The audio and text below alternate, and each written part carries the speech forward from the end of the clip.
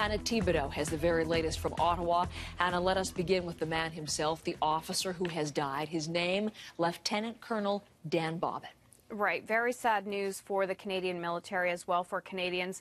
As you mentioned, his name, Lieutenant Colonel Daniel Bobbitt. He was killed when his light armored vehicle rolled over yesterday around 3 p.m. Eastern. Now, he was the commanding officer of the 2nd Regiment of the Royal Canadian Horse Artillery, and that's based out of Petawawa, Ontario. Bobbitt served for more than 25 years in the Canadian military and was deployed to war zones. He had served one mission in Afghanistan. That was in 2007, 2 tours in Bosnia, and he was the military liaison officer during the 1997 Red River floods in Manitoba. He leaves behind a wife and 3 children. Now, the Prime Minister put out a statement late last evening to send his condolences to the family, friends, and colleagues of Lieutenant Colonel Daniel Bobbitt. Let me take show viewers a look at that.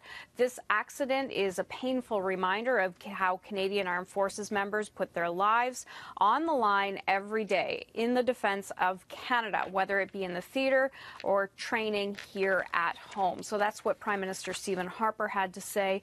He also sent out his condolences. Also, 4 other soldiers were injured during this accident. 2 were reported to be in fair condition late last evening by the Department of National Defense. 2 others were treated on the base and then released shortly after.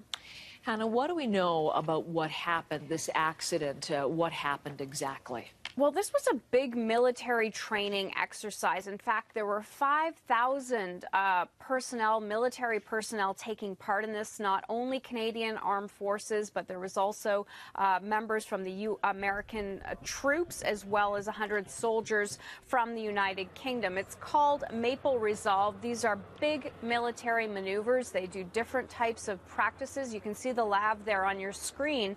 And Lieutenant Colonel Daniel Bobbitt would have been in that position. You can see standing outside.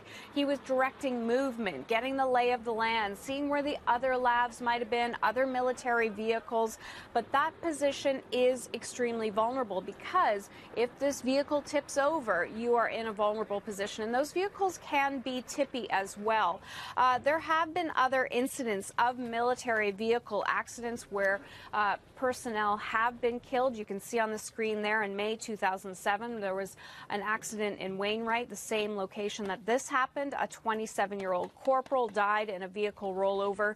Again, same base, Wainwright, Alberta. In January 2008, 2 soldiers died in a rollover. This was in the Zahari district in Afghanistan. And later that year, also in 2008, another soldier died in a vehicle rollover during a military exercise at CFB Petawawa. Now, this military exercise was supposed to take place until June 1st, but we'll have to wait and see if it is going to continue on.